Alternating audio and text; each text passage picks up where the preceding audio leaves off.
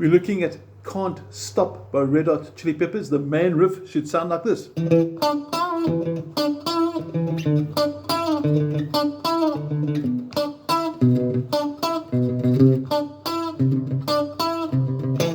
Now, I've seen different tabs for this as well. This one makes a lot of sense to me, although others sound equally as cool and might even be more accurate, but this works really, really well. You've got your PDF in front of you, so let's take you step by step through the riff, and we're going to focus on what our fretting hand is doing for starters. Now, at the beginning of the song, you'll recognize this riff.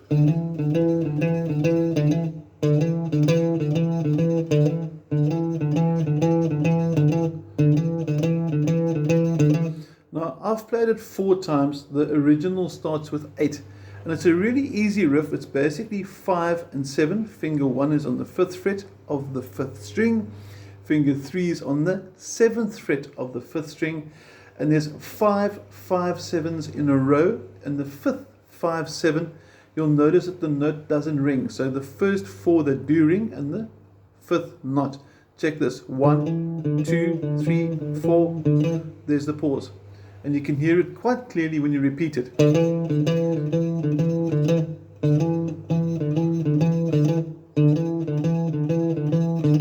So we got that, but we're not going to linger on that because the main fun is this.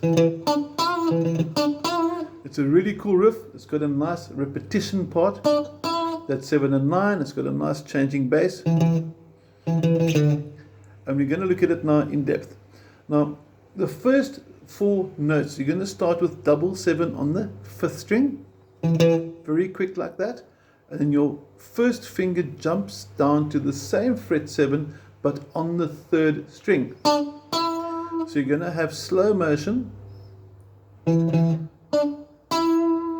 After that you got a triple 7 to the 9/7, and you'll notice that the 7/9 thread entire tab line where it says verse, riff, repeat, those 7 lines are constant the whole way through. So it's sort of like your theme, if you want to call it that. The next one is actually going to be 4 notes now, which goes 7 7 7 5, and no surprise, 7 9. So slow motion, the first bar including the 5 over here, which is the first note of the second bar, could sound like this in slow-mo.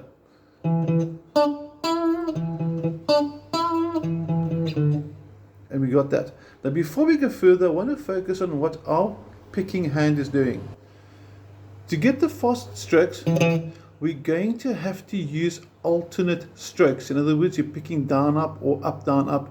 In other words, not only down strokes. So you want to get into that up down. And the trick over here is every phrase, in other words, the double 7, the triple 7, the 4 notes of 7 7 7 5 leading into the second bar, you always want to end each one of those phrases on a down stroke.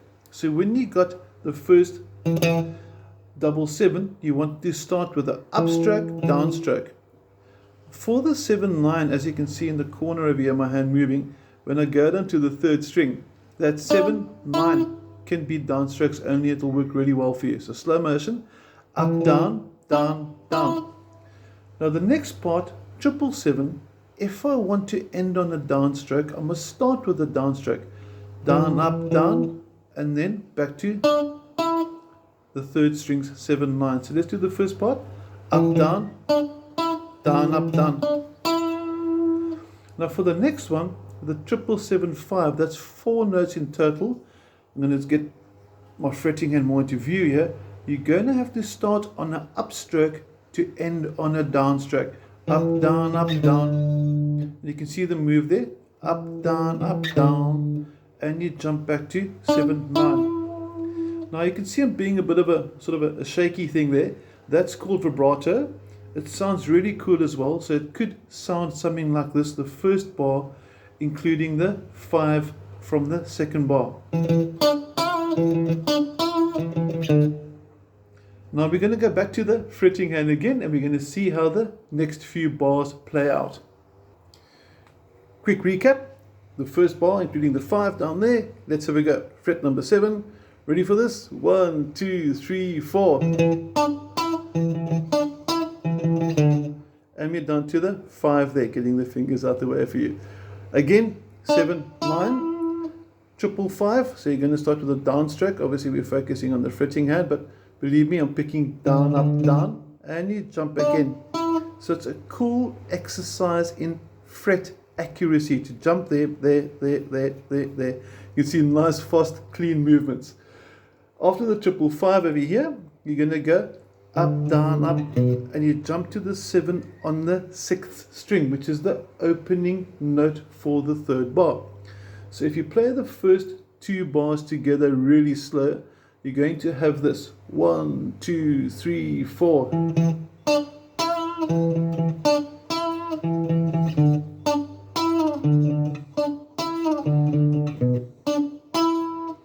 And you'll notice over there that to get from this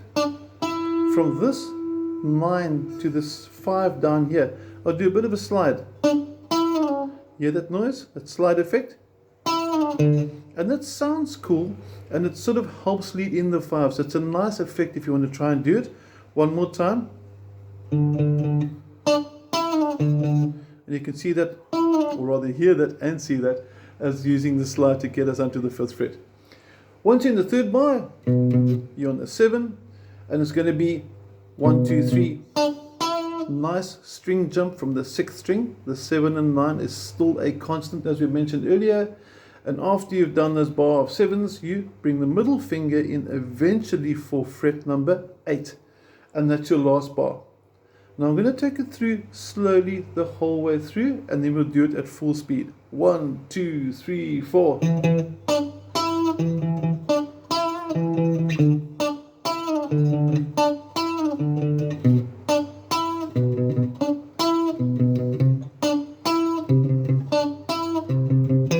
Now that last little phrase, which is 8, 8, 8, 7, that's actually not on the tab sheet, but I decided to include it because A, it sounds cool, and B, it brings you back to the double 7 at the beginning of the riff as you just learnt. Now on the vibrato, it's a very cool technique. Basically what you want to do is rest the side of your finger there actually on the guitar's neck. So imagine you sort of rolling your hand, trying to get a nice angle like this. And notice as I bring my hand or fingers around, the action is from the wrist. So my fingers, it's not this, that's bad. It's from the wrist, much more support. So when I do, you can see it's not this. That, first of all, sounds pretty weird. Okay, but also you lose control. So let your wrist control your vibrato. And you can put it in.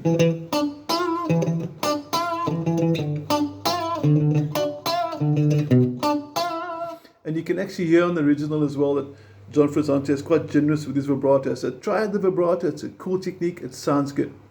Now the next step of the song is once you've played this through, I haven't actually counted, but I think it's like 16 times in a row for the verses, you finally get to the chorus, which is going to be the world I love, the tears have dropped to be part of the wave, can't stop. Is going to be a G, a D, B minor. That might be a new chord to you guys. Finger 1's on the 1st string, 2nd fret.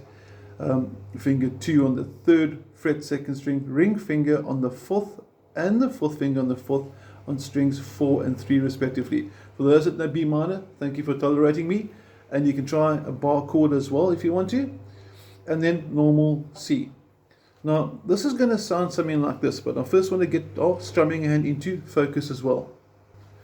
G chords in place. You'll notice that I like using fingers 3 and 4 for the bottom 2 strings for G, but I'm quite happy if you do normal G like this as well. And if you want to do the bar chord G, not an issue, but let's get to the song. Okay, 1, 2, 3, 4, and notice I use the bar chord for the B minor because it allows you to get a fuller sound. So you don't have to do the bar chord, but I think it sounds neat. Okay, so if you're doing the B minor like this, keep it going. Now we need to go through 4 times, and when it gets to the 4th time, it's going to sound like this. This is from the 4th in G. Listen to the timing. B minor, C. Nice quick pause.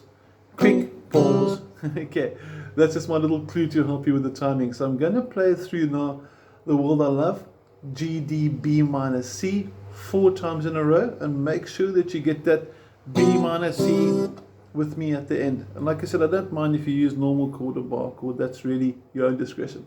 Let's go. 1, 2, 3, 4, and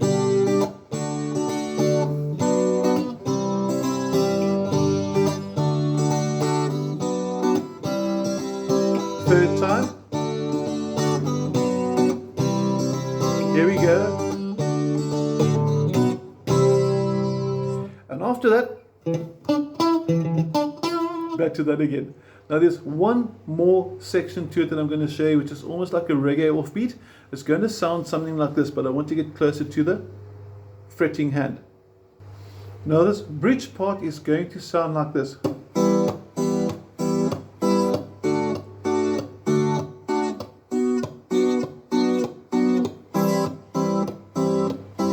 The chords are pretty easy. I'm just going to show you quickly.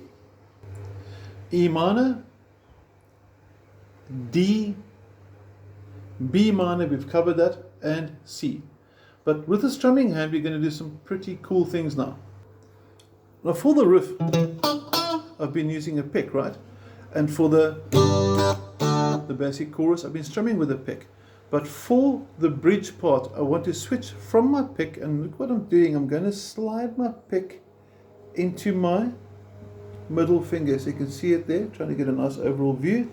And I find it easier to strum this part by starting with a tap on the first beat, so it's 1 and 2 and 3 and 4 and 1 and 2 and 3 and 4 and B minor and 2, 3 and trying to breathe 1 and 2 on the C and 4 and that's pretty much what you need to do. And then when I need to bring my pick forward again, I simply put my thumb on there and I slide it back into position. So it's a very nice technique to try and master if you want to use a combination of finger and pick. If you're only using fingers, not a big deal. If you're adamant about only using a pick and you don't like the technique, that's also cool as well, because you can also go. But I find that a bit too bright. I find this much more appropriate for the song. And I can also tap on the count of 1 and 2 and 3 and 4 and it sounds more like the original as well. So it's just a suggestion, and that's pretty much your rhythm parts for Can't Stop. So I hope you enjoyed it, hope you had a lot of fun. And if you've got any questions, you've got my WhatsApp details, happy to hear from you. If you're somebody that doesn't have my WhatsApp details, you can always message me on my YouTube channel. You're more than welcome, and I'll be happy to contact you if you need the PDF. Don't hesitate to ask, and I won't hesitate to help you. Have an awesome day, everyone. Cheers.